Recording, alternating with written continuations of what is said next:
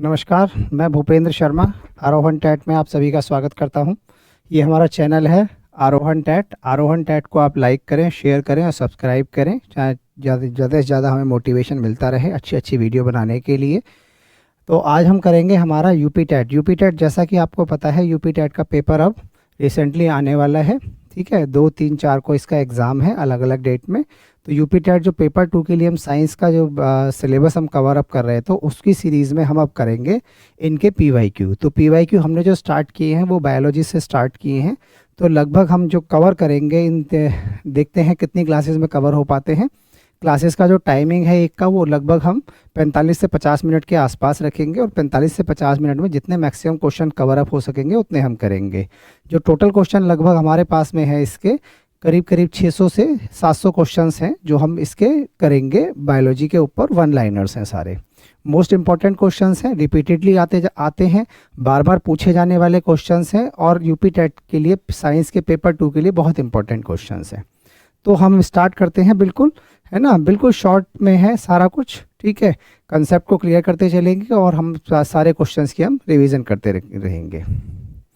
तो स्टार्ट करते हैं। हमारा सबसे पहला क्वेश्चन क्या कहता है हमारा, ये कहता है शरीर का मुख्य ऊर्जा का स्रोत। देखिए, जो हम खाने में बात करते हैं, खाने में हमारी चीज़ मेन होती हैं कार्बोहाइड्रेट, प्रोटीन, फैट, विटामिन और हमारे मिनरल्स। मिनरल्स के अलावा हमें ज़रूरत होती है वाटर की और रफेज, मतलब रेशे। ठीक है, तो ये जो हमारा होता है कार्बोहाइड्रेट, कार्बोहाइड्रेट को कहा जाता है मेन सोर्स ऑफ एनर्जी। तो एनर्जी के लिए हमारी बॉडी में सबसे ज़्यादा ज़रूरत किसकी होती है, हमारे कार्बोहाइड्रेट की। तो सही ऑप्शन इसका है कार्बोहाइड्रेट। कार्बोहाइड्रेट में कौन से तत्व पाए जाते हैं? ठीक है, तो कार्बोहाइड्रेट जो बना होगा वो हमारा बना होगा कार्बन, हाइड्रोजन और ऑक्सीजन, इन तीनों से मिलकर बना होता है। यहाँ पे अगर अब बात करता है प्रोटीन की, तो प्रोटीन में कार्बन होगा, हाइड्रोजन होगा, ऑक्सीजन और एक चीज़ एडिशनल होगी जिसको हम कहते हैं हमारा नाइट्रोजन। ठीक है, तो कार्बोहाइड्रेट हमारे किसके बने होते हैं? Carbon, hydrogen, oxygen. जैसे आप अगर फॉर्मूला भी सुनेंगे C6H12O6, ये क्या है हमारा? ग्लूकोज। तो ग्लूकोज जो हमारा है ये क्या है? सिंपल कार्बोहाइड्रेट है। तो देखिए, इसमें कार्बन मिल रहा है, हाइड्रोजन मिल रहा है और हमारा ऑक्सीजन मिल रहा है। अगला क्वेश्चन करते हैं, ग्लूकोज किस प्रकार का कार्बोहाइड्रेट है? तो ग्लूकोज हमारा मोनोसैक्राइड। देखिए, मोनो, डाई और हमारे पॉली। मोनो में क्या होगा? सिंगल यूनिट होगी। डाई में क्या होंगी? हमारी 2 यूनिट आपस में जुड़ेंगी। और इसमें क्या होगी? हमारी लॉन्ग चेन होगी, जैसे हमारा स्टार्च हो गया और हमारा ग्लाइकोजन हो गया। ठीक है, तो ये क्या है? हमारा एक तरीके का मोनोसैक्राइड है। ठीक है, स्टार्च का पाचन किस एंजाइम द्वारा शुरू होता है? ठीक है, तो स्टार्च के लिए सबसे पहला जो एंजाइम होता है वो होता है हमारा सलाइवरी एमाइलेज या टाइलिन। ये हमारा कहाँ मिलेगा? माउथ में मिलेगा। और किससे मिलेगा? सलाइवा से। ठीक है, सलाइवा मतलब सलाइवरी एमाइलेज। ठीक है, सलाइवा जो हमारी 6 ग्लैंड्स होती हैं मुंह में, उनमें उन्हीं के द्वारा ये सलाइवा बनाया जाएगा। ठीक है, पौधों में कार्बोहाइड्रेट किस रूप में संग्रहित होता है? तो पौधों की बात करेंगे, देखिए, जब भी अगर ये स्टोरेज फॉर्म की बात करेगा तो एनिमल में क्या होगा? एनिमल में बात होगी हमारी ग्लाइकोजन में। ठीक है, ये क्या करेगा? स्टोर कर लिया इसने। ठीक है, और अगर हम प्लांट की बात करेंगे तो प्लांट में किस फॉर्म में स्टोर होगा? ये स्टार्च की फॉर्म में स्टोर होगा। ठीक है, नेक्स्ट पढ़ते हैं हमारा, मनुष्यों में कार्बोहाइड्रेट किस रूप में संग्रहित होता है? तो ये हमने ऑलरेडी आपको बता दिया, किस फॉर्म में होगा? ग्लाइकोजन में। ग्लाइकोजन को दरअसल क्या होता है? ग्लूकोज मिलता है हमें खाने से, तो ग्लूकोज हमारा किस में चेंज होगा? ग्लाइकोजन में। उसको कौन करेगा? हमारा इंसुलिन हार्मोन बनता है पेनक्रियाज के द्वारा, वही करता है। और इंसुलिन अगर कम बनेगा तो ब्लड में ग्लूकोज की मात्रा बढ़ जाएगी। उसी डिजीज को हम क्या कहते हैं? हमारी डायबिटीज या शुगर की बीमारी, जिसको आम भाषा में कहा जाता है। गन्ने की चीनी का वैज्ञानिक नाम, ठीक है, तो इसको कहते हैं हमारा सुक्रोज। गन्ने की चीनी या इसको हम क्या कहते हैं? टेबल शुगर भी कहा जाता है। अगर टेबल शुगर भी लिखा है तो आपका आंसर ये सेम होगा। इसमें कौन सी शुगर पाई जाती है? हमारी सुक्रोज पाई जाती है। ठीक है। दूध में पाया जाने वाला, तो दूध में हमारी कौन सी शुगर मिलती है, जिसको हम कहते हैं हमारा लैक्टोज, ठीक है। Which sugar is found in fruits, fruits का मतलब फ्रक्टोज, एफ से फ्रूट और एफ से फ्रक्टोज, तो फ्रूट्स में कौन सा मिलेगा, हमारा फ्रक्टोज मिलेगा। कार्बोहाइड्रेट प्रति ग्राम कितनी ऊर्जा देता है, देखिए अगर हम 1 ग्राम कार्बोहाइड्रेट अपनी बॉडी को देंगे तो उससे हमें कितनी एनर्जी मिलेगी, तो उससे एनर्जी मिलेगी 4 किलो कैलोरी, मतलब 4 किलो कैलोरीज क्या मिलेगी, एनर्जी मिलेगी।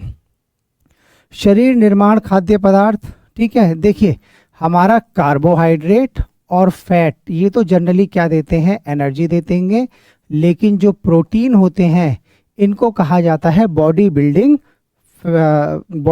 फूड, ठीक है। जो भी हमारी मसल्स हैं, सेल्स हैं, उनके रिपेयर के लिए, उनकी नई सेल्स के बनने के लिए सबसे ज़्यादा आवश्यकता किसकी होगी, हमारे प्रोटीन की आवश्यकता होगी, ठीक है। प्रोटीन की मूल इकाई, देखिए प्रोटीन जो होता है हमारा, ये होते हैं अमाइनो एसिड, ठीक है। ये एक लॉन्ग चेन में क्या कर ले जाते हैं, जुड़ते चले जाते हैं, amino acid amino acid amino acid ऐसे जुड़ते चले जाएंगे लॉन्ग चेन में, और यही हमारी क्या होती है, प्रोटीन। तो इसका मतलब जब ये टूटेंगे, जब इनका डाइजेशन होगा, तो हमारी सिंगल यूनिट क्या बनेगी, अमीनो एसिड, ठीक है। बेसिक यूनिट ऑफ प्रोटीन क्या है, हमारी अमीनो एसिड। प्रोटीन में मुख्यतः कौन सा तत्व पाया जाता है, तो प्रोटीन में हमने आपको बताया था कार्बन, हाइड्रोजन, ऑक्सीजन और एक एडिशनल मिलेगा हमारा नाइट्रोजन, ठीक है। आगे आता है मानव शरीर में सबसे अधिक पाया जाने वाला प्रोटीन कौन सा है, तो सबसे अधिक प्रोटीन हमारा कोलेजन जो हमारा मसल्स में मिलता है। उसके बाद में एंजाइम किस प्रकार के पदार्थ हैं, तो सभी एंजाइम जो होते हैं वो हमारे एक तरीके से क्या होते हैं, हमारे प्रोटीन ही होते हैं। प्रोटीन की कमी से बच्चों में कौन सा रोग होता है, तो प्रोटीन की कमी से जो बच्चों में रोग होगा वो होगा हमारा क्वाशियोरकर, ठीक है। बच्चे इसमें क्या हो जाते हैं, वीक हो जाते हैं, मसल्स वीक हो जाएंगे, पेट बाहर निकल जाएगा और वजन भी क्या हो जाता है, कम हो जाता है। प्रोटीन की अत्यधिक कमी से दूसरा रोग कौन सा होता है, मैरिस्मस, ठीक है। दोनों खतरनाक रोग हैं, अगर ये हो जाते हैं तो काफ़ी मुश्किल होती है बच्चों को, ठीक है। सोयाबीन किसका अच्छा स्रोत है, सोयाबीन का जो है, जो हमारा सबसे अच्छा स्रोत है वो किसका है, हमारा प्रोटीन का है। सोयाबीन में मिलेगा हमारा प्रोटीन। प्रति ग्राम प्रोटीन, हमने पहले क्या देखा था, कार्बोहाइड्रेट, कार्बोहाइड्रेट से कितनी एनर्जी मिली थी, 4 किलो कैलोरी। प्रोटीन से भी कितनी मिलेगी, 4 किलो कैलोरी, ठीक है, सेम एनर्जी मिलेगी। शरीर की वृद्धि एवं ऊतकों की मरम्मत कौन करता है, देखिए वृद्धि मतलब ग्रोथ एंड रिपेयर, तो कौन हेल्प करेगा, प्रोटीन, इसीलिए प्रोटीन को कहा जाता है बॉडी बिल्डिंग फूड। आगे आता है हमारा शरीर में सबसे अधिक ऊर्जा कौन देता है, तो सबसे अधिक ऊर्जा जो देगा वो देगा हमारा फैट, ठीक है। अब नेक्स्ट क्वेश्चन आता है वसा, प्रति ग्राम वसा से हमें कितनी एनर्जी मिलती है, तो हमारी 9 कैलोरी, जबकि हमने क्या देखा, हमारा प्रोटीन और कार्बोहाइड्रेट से मिलती है 4 किलो कैलोरी और फैट से अकेले से मिलेगी हमारी 9 किलो कैलोरी, तो लगभग कितनी है, डबल एनर्जी मिलती है हमें फैट से, ठीक है। शरीर में अतिरिक्त ऊर्जा किस रूप में संग्रहित होती है, तो ये किस में संग्रहित हो जाएगी, फैट में। कार्बोहाइड्रेट किस रूप में संग्रहित होगा, हमारा ग्लाइकोजन की फॉर्म में, लेकिन एक्स्ट्रा एनर्जी जो है वो किस में चेंज हो जाती है, हमारी फैट में चेंज हो जाती है, मसल्स में इकट्ठे। घी और मक्खन किस प्रकार के पोषक तत्व हैं, देखिए घी और मक्खन जो है हमारे वो कैसे हैं, हमारे फैट हैं या एक वसा का क्या है, स्रोत हैं। वसा में घुलनशील विटामिन कौन से हैं, देखिए विटामिन हमारे जो हैं वो 2 तरीके के हैं, एक तो है फैट सॉल्युबल और एक होते हैं हमारे वाटर सॉल्युबल, ठीक है। फैट में है A, D, E और K, ठीक है। इसमें क्या होगा, B कॉम्प्लेक्स और विटामिन C 2 होते हैं। अगर इसका शॉर्ट फॉर्म है तो इसको याद रख सकते हैं KEDA, कीड़ा, मतलब vitamin K, vitamin E, vitamin D और विटामिन A, ठीक है।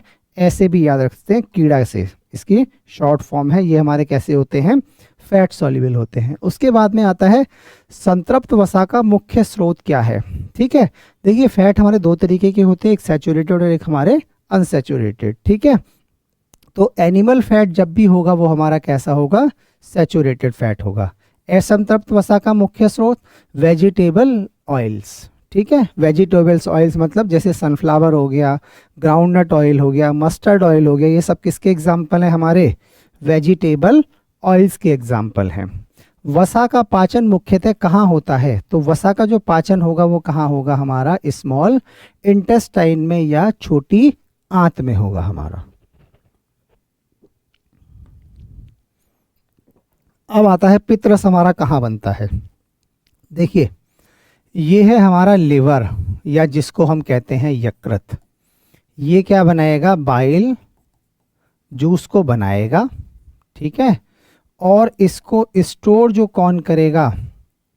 वो करेगी हमारी पित्त की थैली, ठीक है, जिसको हम कहते हैं गॉल ब्लैडर, ठीक है। गॉल ब्लैडर क्या करेगा? इसको स्टोर करने का काम करेगा। तो जब भी जरूरत होगी रिलीज कहाँ से होगा? गॉल ब्लैडर से, लेकिन बनेगा कहाँ? हमारा लिवर में बनेगा, ठीक है। तो पित्तरस कहाँ बनता है? तो लिवर में बनता है। पित्तरस वसा के पाचन में क्या करता है? ये क्या करता है? Emulsification of fat. Emulsification of fat का मतलब ये होता है पायसीकरण ऑफ फैट या इमल्सिफिकेशन ऑफ फैट इसको कहते हैं। ये जो हमारे बड़े बड़े मॉलिक्यूल्स हैं इनको क्या करेगा? ये छोटे छोटे मॉलिक्यूल्स में क्या कर देगा? चेंज कर देगा। इसी प्रोसेस को करते हैं हमारा इमल्सिफिकेशन ऑफ फैट, ताकि इनका जो पाचन है वो आसानी से हो सके। विटामिन ए की कमी से कौन सा रोग होता है? तो विटामिन ए की कमी से हमारा क्या होता है? Night blindness. और दूसरी एक और डिजीज होती है जिसको कहते हैं ज़ीरोफ्थेल्मिया, या दूसरा नाम इसका होता है ड्राई आइस, ठीक है। तो विटामिन ए से दो रोग होंगे हमारे, नाइट ब्लाइंडनेस और हमारा ज़ीरोफ्थेल्मिया या हमारा ड्राई आइस। आगे आता है विटामिन ए का स्रोत। तो कैरेट, कैरेट या गाजर हमारा क्या है? सबसे अच्छा स्रोत है। विटामिन बी1 की कमी से कौन सा रोग होता है? हमारा बेरी बेरी, ठीक है। ये क्लासेस में ऑलरेडी मैंने कराए हुए हैं सारे। अगर आप डिटेल में क्लास देखना चाहें तो हमारा जो चैनल है आरोहण टैट की उस पर एक प्लेलिस्ट है यूपी टेट 2026 के नाम से, तो उसमें आप डिटेल क्लास सारी देख सकते हैं, ठीक है। विटामिन सी की कमी से कौन सा रोग होता है? स्कर्वी। स्कर्वी में क्या होता है? मसूड़ों से खून आना शुरू हो जाता है, उनमें घाव हो जाते हैं। उस विटामिन डी की कमी से, तो विटामिन डी की कमी से होता है रिकेट्स। और विटामिन डी हमें मिलता किससे है? विटामिन डी के लिए कुछ नहीं करना है, सिर्फ सनलाइट में अगर आप खड़े हो जाएंगे तो विटामिन डी आपकी बॉडी खुद मैन्युफैक्चर कर लेगी, इसलिए इसको सनशाइन विटामिन भी कहा जाता है। आगे आता है विटामिन के। विटामिन के किस में हेल्प करेगा? हमारा ब्लड क्लॉटिंग में, ठीक है। और मिनरल कौन सा हेल्प करेगा? हमारा कैल्शियम हेल्प करेगा। विटामिन ई को किस नाम से जाना जाता है? विटामिन ई को कहते हैं एंटी स्टरली विटामिन, ठीक है, एंटी स्टरलिटी विटामिन, ठीक है। सूर्य के प्रकाश में कौन सा विटामिन बनता है? तो सूर्य के प्रकाश से हमने ऑलरेडी बता दिया कौन सा बनेगा? Vitamin D. और विटामिन डी क्या करता है? विटामिन डी हमारे कैल्शियम के एब्जॉर्प्शन में क्या करेगा? हेल्प करेगा। अगर विटामिन डी नहीं होगा हमारी बॉडी में तो कैल्शियम का एब्जॉर्प्शन नहीं हो पाएगा। लेमन और आंवला, ये जो खट्टे फल होते हैं, इनमें याद रखना हमेशा क्या होगा? हमारा विटामिन सी पाया जाएगा, ठीक है। विटामिन बी12, ठीक है, विटामिन बी12 की कमी से कौन सा होता है? परनीशियस एनीमिया होता है, ठीक है।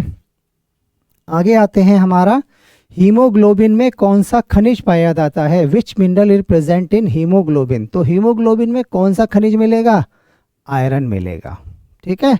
हीमोग्लोबिन में क्या मिलता है? हमारा आयरन मिलता है। और हीमोग्लोबिन के हीमोग्लोबिन के कारण ही जो रक्त का कलर है वो कैसा होता है? लाल होता है। और ये कहाँ मिलेगा हमारा? ये मिलेगा हमारा आरबीसी में, मतलब लाल रक्त कणिकाएं या रेड ब्लड सेल्स जिसको कहा जाता है। आयरन की कमी से कौन सा रोग होता है? हमेशा आयरन कैसा भी हो, कहीं भी हो जाए, कोई भी होगा, एनीमिया होगा हमेशा। उसके बाद में आता है हड्डियों और दांतों में कौन सा खनिज आवश्यक है? तो दांतों के लिए और बोन्स के लिए क्या होता है हमारा सबसे आवश्यक? हमारा calcium. Which mineral is necessary for thyroid gland? Thyroid gland के लिए हमने बताया था, थायराइड ग्लैंड के कारण एक रोग होता है जिसको हम कहते हैं गोइटर। ये आयोडीन की कमी के कारण होगा। इसमें जो गले की जो थायराइड ग्लैंड होती है वो क्या हो जाती है? फूल जाती है, जिसमें सूजन आ जाती है। उसी को रोग को कहते हैं हम घेंगा। लिखा भी अगला क्वेश्चन, आयोडीन की कमी से कौन सा रोग होता है? तो गोइटर या घेंगा रोग जिसको हम कहते हैं। इसके बाद में आता है रक्त निर्माण में कौन सा खनिज सहायक है, विच mineral help in blood formation. तो ब्लड फॉर्मेशन में कौन हेल्प करेगा, हमारा आयरन हेल्प करेगा, ठीक है। इसके बाद में आता है शरीर में जल संतुलन बनाने में, तो जल संतुलन बनाने में कौन हेल्प करेगा, हमारा सोडियम। Na से क्या करते हैं, इसको रिप्रेजेंट करते हैं। विच मिनरल स्ट्रेंथन टीथ, देखिए टीथ को, हमारे टीथ में सबसे ज़्यादा मिलेगा कैल्शियम, लेकिन टीथ को जो मजबूती है, जो हार्डनेस देगा, वो कौन देगा, हमारा फ्लोरीन। ये हमारे जो दांतों की ऊपर की लेयर होती है एनामल, उसको बनाने में भी कौन हेल्प करता है, हमारा फ्लोरीन करेगा। इंसुलिन के निर्माण में कौन सा खनिज सहायक माना जाता है, तो इंसुलिन के निर्माण में क्या होता है, हमारा कौन सहायक है, हमारा जिंक। जिंक की आवश्यकता होती है पेनक्रियाज द्वारा इंसुलिन हार्मोन बनाने के लिए, ठीक है। इसी की वजह से अगर हमारा इंसुलिन कम बनेगा तो ग्लूकोज हमारा ग्लाइकोजन में चेंज नहीं हो पाएगा, और जिसके कारण से क्या होगा, हमारा बीमारी हो जाएगी, जिसको हम कहते हैं डायबिटीज़, ठीक है। जिंक का एक और काम होता है कि जो हमारी बॉडी में कोई घाव वगैरह हो जाते हैं, उनको घाव भरने में हेल्प भी कौन करेगा, हमारा जिंक करेगा। शरीर के लिए आवश्यक प्रमुख खनिजों की संख्या लगभग कितनी है, तो लगभग जो 24 खनिज हैं जो हमारे शरीर में पाए जाते हैं। अब आता है मानव पाचन तंत्र, ठीक है। मानव पाचन तंत्र का सबसे लंबा भाग, तो सबसे लंबा भाग नाम क्या है इसका, स्मॉल, लेकिन होता क्या है, सबसे लंबा, ठीक है। तो क्यों इसको स्मॉल कहा जाता है, विड्थ के माह, क्योंकि इसकी चौड़ाई कम होती है लेकिन लंबाई क्या होगी, इसकी ज़्यादा होगी, तो इसलिए इसको कहा जाता है हमारा स्मॉल इंटेस्टाइन। तो ये क्या है, हमारे पाचन तंत्र का सबसे छोटा भाग। और ऊपर क्या है, भोजन का पाचन कहाँ से शुरू होता है, तो भोजन का पाचन कहाँ से शुरू होगा, माउथ से होगा। माउथ में कौन सा एंजाइम मिलता है, सलाइवरी एमाइलेज या टाइलिन, जिसको हम कहते हैं, और ये क्या करता है, कार्बोहाइड्रेट का क्या करेगा, पाचन करेगा। लार का पीएच कितना होता है, 6.8, स्लाइटली एसिडिक। 7 होता है न्यूट्रल और 7 से कम वाला होता है थोड़ा सा एसिडिक। लार में कौन सा एंजाइम पाया जाता है, तो जिसको हम कहते हैं सलाइवरी एमाइलेज या टाइलिन। ये किसका पाचन करेगा, हमारा कार्बोहाइड्रेट के पाचन में क्या करेगा, हेल्प करेगा, ठीक है। टाइलिन किसका पाचन करता है, तो किसका करेगा, स्टार्च या कार्बोहाइड्रेट, दोनों क्या है, एक ही चीज़ है, क्योंकि स्टार्च भी क्या है, कार्बोहाइड्रेट है, जो किससे मिलता है, हमें वेजिटेबल सोर्स से मिलता है। आगे आता है भोजन नली को क्या कहते हैं। देखिए हमारा जो ये है, अगर हम देखें इस तरीके से,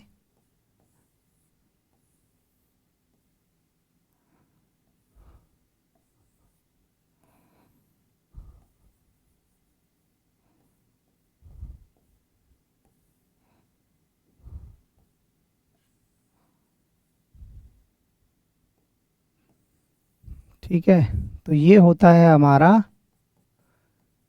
ईसोफेगस या ओसोफेगस भी इसको कह देते हैं, या इसका दूसरा नाम होता है फूड पाइप। ये हमारा क्या है, स्टमक, ये हमारी क्या है, अंदर वाली छोटी आंत, ये हमारी बड़ी आंत, ये रेक्टम, ये एनस, ठीक है, ये माउथ। तो ये सारा यहाँ हमारा होता है पेनक्रियाज, और यहाँ पे होगा हमारा लिवर, ठीक है। तो ये हमारा पाचन तंत्र का क्या है, छोटा सा एक एग्जाम्पल था। अब आगे पढ़ लेते हैं क्वेश्चन। तो भोजन नली को क्या कहते हैं, ईसोफेगस। ओ से भी स्पेलिंग स्टार्ट होती है, ई से भी होती है, दोनों में कंफ्यूज नहीं होना है, ठीक है। मानव आमाशय का पीएच कितना होता है, देखिए आमाशय या स्टमक में बनता है हमारे में HCl, हाइड्रोक्लोरिक एसिड। तो ये हाइड्रोक्लोरिक एसिड जो होता है वो हाईली एसिडिक होता है, तो यहाँ पे जो पीएच मिलेगा वो एसिडिक मिलेगा, 1.5 से 3.5 तक। आमाशय में कौन सा अम्ल पाया जाता है, हाइड्रोक्लोरिक एसिड या HCl, ठीक है। कौन बनाता है, ऑक्जेंटिक सेल्स बनाएंगे। देखिए जब हमारा आमाशय की बात करेंगे, स्टमक की बात करेंगे, तो स्टमक में हमारा HCl बनेगा, म्यूकस बनेगा जो स्टमक की दीवार को बचा के रखेगा, उसके अलावा HCl बना, और एक बनेगा हमारा एंजाइम जिसको हम कहते हैं पेप्सिनोजेन, ठीक है। ये पेप्सिनोजेन इनएक्टिव फॉर्म में बनेगा, HCl से मिलकर पेप्सिनोजेन किस में चेंज हो जाएगा, पेप्सिन में। अब ये क्या करेगा, प्रोटीन का पाचन करेगा। आमाशय में प्रोटीन का पाचन, पेप्सिन। अगला क्वेश्चन, ठीक है। अब आता है हमारा पेप्सिनोजेन को सक्रिय कौन करता है, तो पेप्सिनोजेन को पेप्सिन, ये क्या है इसकी एक्टिव फॉर्म है, तो इसको इसमें चेंज कौन करेगा, हमारा हाइड्रोक्लोरिक एसिड करेगा या हमारा HCl करेगा। ठीक है। मानव शरीर की सबसे बड़ी ग्रंथि लिवर होती है हमारी। ठीक है। सबसे बड़ी ग्लैंड या लार्जेस्ट ग्रंथि कौन है हमारी बॉडी की, तो वो होती है हमारी लिवर। यकृत का वजन कितना होता है, लगभग 1.5 किलो। पित्तरस हमारा कहाँ बनता है, तो पित्तरस हमने बताया था बनेगा कहाँ, लिवर में। इकट्ठा कहाँ होगा हमारा, ये इकट्ठा होगा हमारा गॉल ब्लैडर में। ठीक है। पित्तरस कहाँ संग्रहित होता है, तो गॉल ब्लैडर या पित्त की थैली जिसको कहा जाता है। पित्तरस में कौन सा एंजाइम बनता है, ठीक है, तो ऑल डाइजेस्टिव एंजाइम। देखिए पित्तरस जो होता है इसको कहा जाता है कंप्लीट डाइजेस्टिव जूस। इसमें कार्बोहाइड्रेट, प्रोटीन और फैट तीनों के डाइजेशन के लिए क्या बनेंगे, एंजाइम्स बनेंगे। तो पित्तरस को इसलिए कहा जाता है हमारा कंप्लीट डाइजेस्टिव जूस। ठीक है। पित्तरस का मुख्य कार्य क्या है, पित्तरस में पित्तरस में उल्टा गलत पढ़ लिया हमने, ये पित्तरस में कौन सा एंजाइम नहीं होता। ठीक है। तो पित्तरस में क्या होता है, कोई भी एंजाइम नहीं होता। इसका काम क्या होता है, यहाँ मिलेगा केवल पित्तरस में होता है बाइल जूस। और बाइल जूस क्या करेगा, फैट का इमल्सिफिकेशन करेगा केवल, उसके अलावा कोई काम नहीं करेगा। तो इसके अंदर पित्तरस के अंदर कोई भी हमारा एंजाइम नहीं पाया जाता। ठीक है। पित्तरस का मुख्य कार्य एमल्सिफिकेशन ऑफ फैट, जो फैट के बड़े बड़े मॉलिक्यूल्स हैं उनको छोटे छोटे मॉलिक्यूल्स में तोड़ने का काम कौन करेगा, यही करेगा।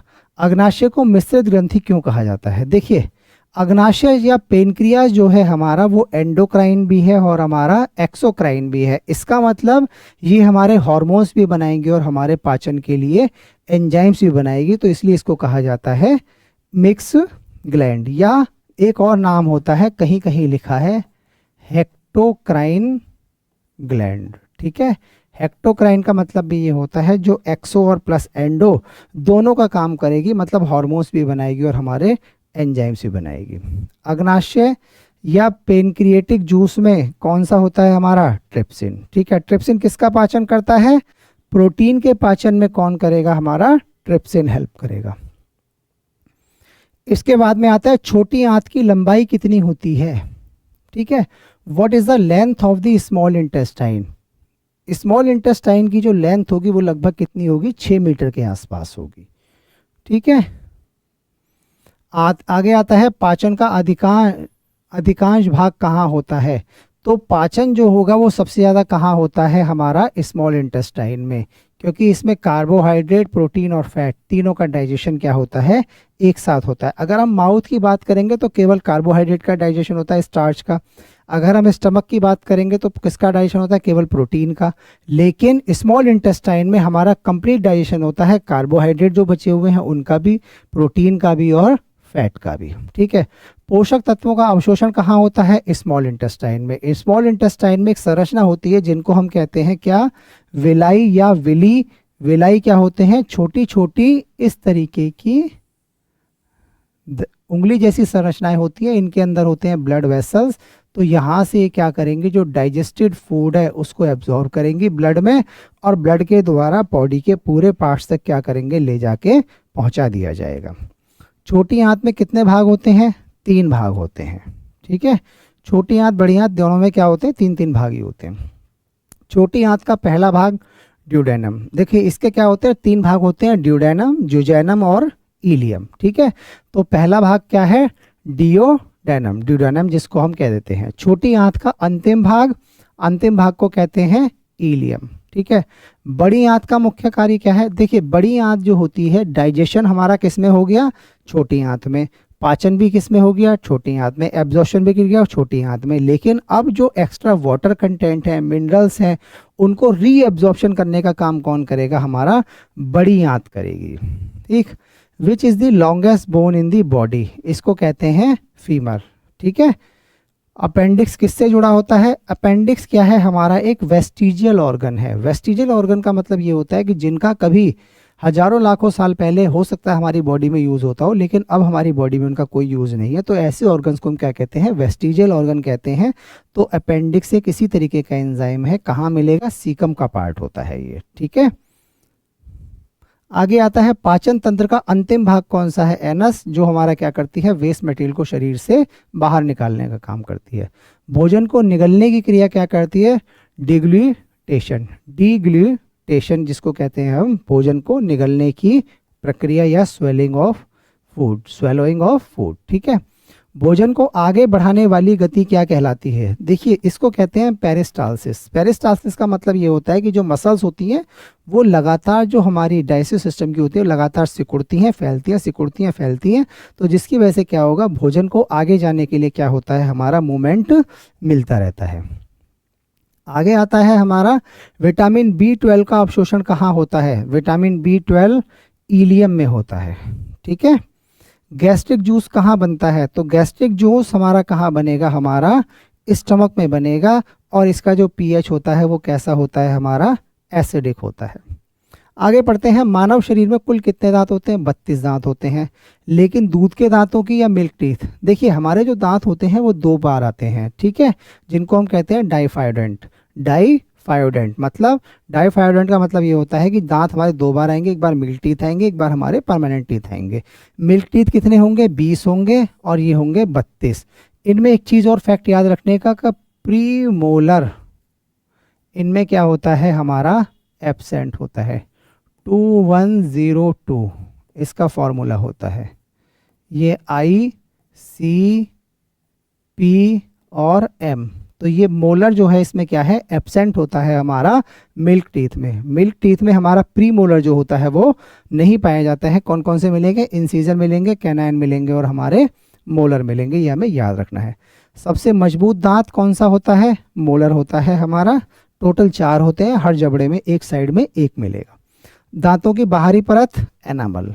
ठीक है, एनामल के लिए, एनामल को मजबूत बनाने के लिए कौन से उसकी आवश्यकता होती है, तो इसके लिए जरूरत होती है हमारे फ्लोरीन की। सबसे कठोर पदार्थ एनामल है हमारी बॉडी का। आगे आता है कार्बोहाइड्रेट का अंतिम पाचन उत्पाद क्या है, तो देखिए यहाँ सबका पढ़ लेते हैं। अब कार्बोहाइड्रेट का मिलेगा हमारा ग्लूकोज, प्रोटीन को बनेगा हमारा अमीनो एसिड, और फैट का बनेगा हमारा fatty acid and plus glycerol. ठीक है, कार्बोहाइड्रेट का डाइजेशन होने के बाद में क्या बनेगा, ग्लूकोज बनेगा, प्रोटीन का बनेगा अमीनो एसिड, और फैट से बनेगा फैटी एसिड और हमारा ग्लिसरॉल। ठीक है, ये हमें क्या करना है, याद रखना है। उसके बाद में आता है वसा का अंतिम उत्पाद, fatty acid and glycerol, protein का अमीनो एसिड, कार्बोहाइड्रेट का ग्लूकोज। तो तीनों क्वेश्चन आपके हो गए।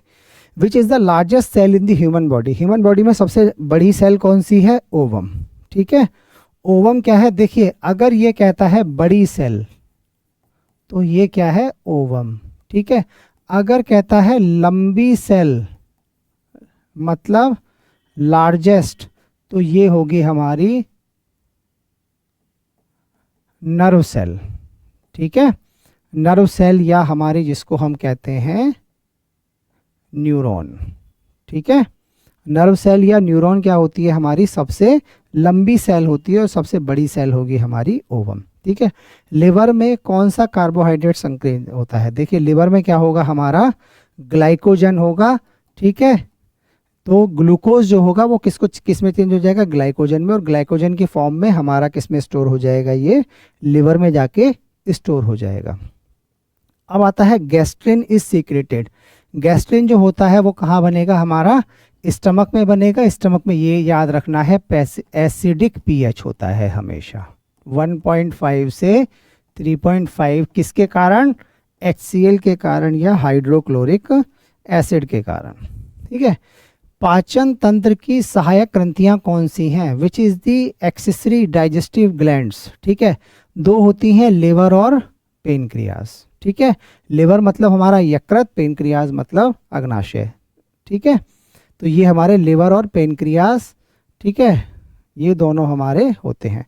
मानव शरीर के भोजन में पाचन की प्रक्रिया कितनी लंबी होती है, तो कितनी लंबी होगी, लगभग पाचन में कितने लगते हैं, 24 से 48 घंटे का टाइम लगता है भोजन को पूरी तरह से पचने में। वसा का पाचन मुख्यतः कहाँ होता है? वसा का पाचन हमारा होगा स्मॉल इंटेस्टाइन में। इसके बाद में आता है what is the study of digestion called.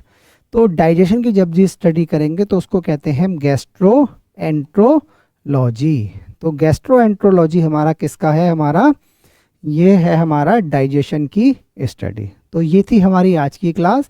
इसमें अब जो हमारे क्वेश्चंस कवर हो गए हैं वो हो गए हैं 100 क्वेश्चंस। ठीक है, ये हमारे मोस्ट इंपॉर्टेंट क्वेश्चन है। 100 क्वेश्चंस हमने आज की क्लास में कवर करे हैं। ठीक है, बाकी अब हम कल करेंगे, फिर 100 क्वेश्चंस करेंगे जो मोस्ट इंपॉर्टेंट होंगे टॉपिक वाइज। ठीक है, ये हमारा चैनल है आरोहन टैट। आरोहन टैट को आप लाइक करें, शेयर करें और सब्सक्राइब करें। और इस टाइम में सबसे ज़्यादा से ज़्यादा आप क्या करें? क्वेश्चंस की प्रैक्टिस करें और प्रैक्टिस के साथ साथ बस रिवीजन करें। रिवीजन करें और क्वेश्चन की प्रैक्टिस करें, क्योंकि क्वेश्चंस की प्रैक्टिस करना बहुत इंपॉर्टेंट है। उसी से पता लगेगा कि क्वेश्चंस आप कितने सॉल्व कर पा रहे हैं, कितने क्वेश्चंस को अटेम्प्ट कर पा रहे हैं। तो हमारे आरोहन टैट को लाइक करें, शेयर करें और सब्सक्राइब करें। थैंक यू, धन्यवाद।